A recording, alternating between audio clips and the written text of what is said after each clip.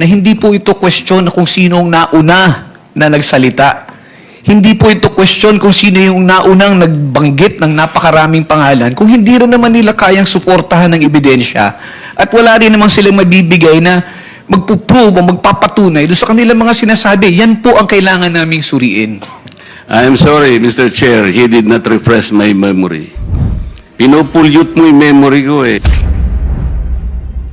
At saka yung final approval ng witness, state witness, nasa court yun eh. Huwag mong kukunin yun eh. Kaso, isinasama ninyo yung restitution. That is the problem. And I will object to that. Palaging mali yun eh.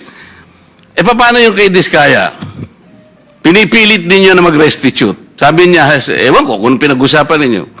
What did they tell you, Mr. Diskaya? Your Honor, kung magkano po ang restitute po muna namin. Oh, ano sabi nila? Magkano daw?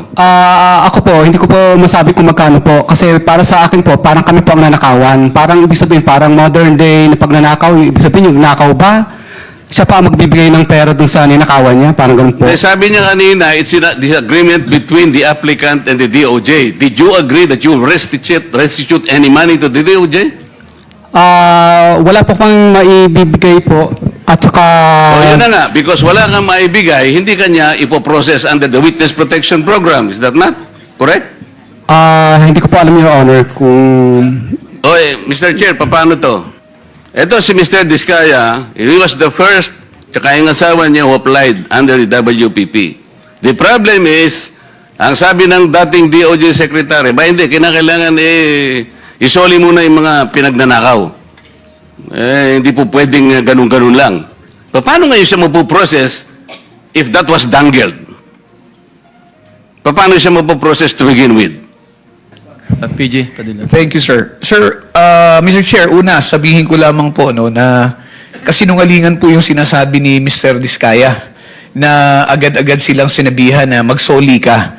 Ang pinag-uusapan po dito, bago man lang makapagsabi ng ganon, kailangan munang makita kung ano ang gusto at kayang sabihin at patunayan ni Mr. Diskaya at ni Mrs. Diskaya doon sa kanilang salaysay. Pero hindi po sila nakikipag-ugnayan sa department, kaya hindi po sila mabigyan ng kaukulang proteksyon at hindi po ma-process yung kanilang application. So yung sinasabi po ni Mr. Diskaya, from the hearing of November 14 in the Senate Blue Ribbon Committee, there was never a chance or an opportunity that Mr. Diskaya and or counsel even approach the department despite the proddings of the chairman. Mr. Ano ba yung title mo? Mr. Prosecutor, Mr. PG na lang. Mr. PG, nung ako yung chairman pa dito, sila yung unang nag-apply. So, dahil kailangan nila ng protection, it was incumbent upon the chairman na sumulat sa Senate President to endorse yung kanilang application. That was the provision of law kasi. But even before they can do that, actually kasi nung sinasabi ko yon nung hearing, di ko naman alam mapapalitan na pala kami. Alam mo na yon, di ba? Yung araw din na yon, nag-press con na si Secretary of Justice. Narinig ko eh. Sabi niya, hindi po pwedeng ganon. I cannot apply. Hindi pwedeng basta-basta ganon na lang. And then the new Senate President based his judgment of not entertaining that application on the articulation of the Department of Justice. So, ang tinatanong ko nga sa inyo, hindi siya sinungaling. Ang mismong kayo ang nagbigay na ng condition kasi. Kaya sinasabi ko, if you insisted on the condition of restitution, how can Diskaya or any other persons similar to his situation even begin to apply under the WPP? If I may respond, Mr. Chair. If I may refresh the memory of the good senator, during the last hearing of November 14, 2025, that matter that you raised about the statement made by the former Secretary of Justice was already put on the side when you asked that question. And we already informed the chairman that if they wish to file their application, if they wish to be processed, They go to the Department of Justice. Binanggit po yan, nasa transcripts po yan na sinasabi niya, o sige, wala mo ng pag-uusapang restitution. But did they ever come to the department to coordinate with us? No, they did not. And let me just put it on record, sir, na hindi po ito question na kung sino ang nauna na nagsalita. Hindi po ito question kung sino yung naunang nagbanggit ng napakaraming pangalan kung hindi rin naman nila kayang suportahan ng ebidensya at wala rin naman silang mabibigay na magpuprove o magpapatunay doon sa kanilang mga sinasabi. Yan po ang kailangan naming suriin. I'm sorry, Mr. Chair, he did not refresh my memory. Pinupulyot mo yung memory ko eh. Hindi siya nagpunta rito na sabihin niya na, okay, pumunta ka sa DOJ, huwag na muna natin pag-usapan ng restitution. Walang ganon. Nagpunta nga siya rito dito si DOJ Secretary din eh. O sabi ko, Boying, okay na ba yun? Papupunta. O di wala nang ano ha? Wala nang restitution na. Basta papuntahin mo silang mag-asawa doon. Hindi ba nagpunta ka, Mr. Diskaya? Yung kinabukasan nung magkita kayo rito? Mr. Diskaya, you may respond, but unfortunately, your time is up. Your Honor, nung ano po, Your Honor, hindi po kami... yes po, Your Honor. Yeah, Sige. proceed. Kasi tapos na yung time ni Oh. Senator Marcoleta. Yes po, Your Honor. Opo. Hindi nga, ipaliwanag mo. Bali po, Your Honor, kasi po, di pa po nagsalita po yung misis ko na Hindi nga, ganito. Wala na akong time eh. Pinapunta ka niya ron. Kasi nandito kayo, nag-uusap kayo eh. O, kayong dalawang mag-asawa, punta kayo ron ng alas 9. Pumunta kayo. Sinabi ba niya wala nang restitution?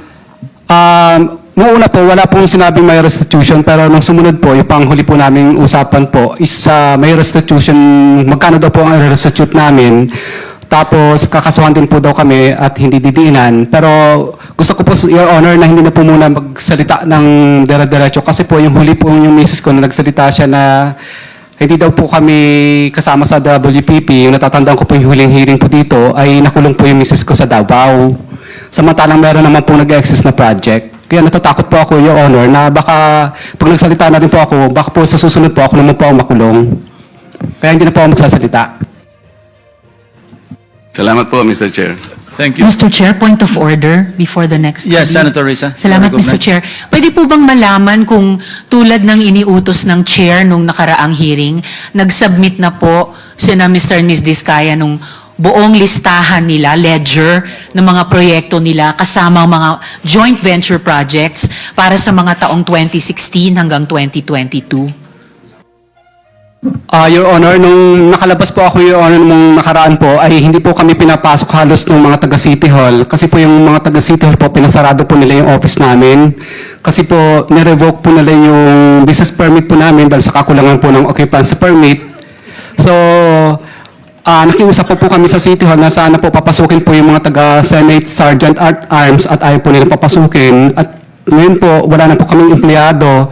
Lahat po sila ay iniwan na po kami o yung iba po ay separated na po kasi sarado na po yung kumpanya namin. Ganun din po yung mga nangungumpahan sa office po namin na building na pinuupahan ay wala na rin po sila doon. Kanya-kanya na po sila ng sara. Mr. Chair, diretso lang po yung tanong ko pero hindi diretso yung sagot.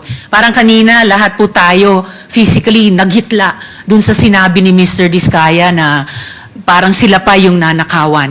I would like to request the good chair to please reiterate yung utos ng komite kina Mr. Diskaya. I-submit yung ledger na sinabi ni Ms. Diskaya noon, meron sila ng mga proyekto pati joint venture projects mula 2016 hanggang 2022. Huwag po nilang sisisihin ang City Hall. Hindi po yan kasalanan ng City Hall dahil subject yan ng utos ng Blue Ribbon Committee. Mr. Chair.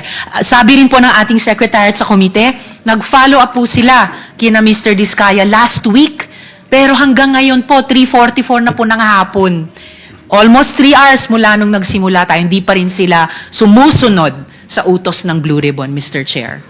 Your Honor, makikiusap po sana ako na baka para mas kumpleto po yung project list po na makuha ninyo, baka po pwedeng isabpina na lang po ang DPWS kasi may copy naman po sila kasi wala na po kami talagang mga empleyado na mag-aasikaso. Ako po nakakulong sa Senate po, yung misis ko naman nakakulong sa Davao.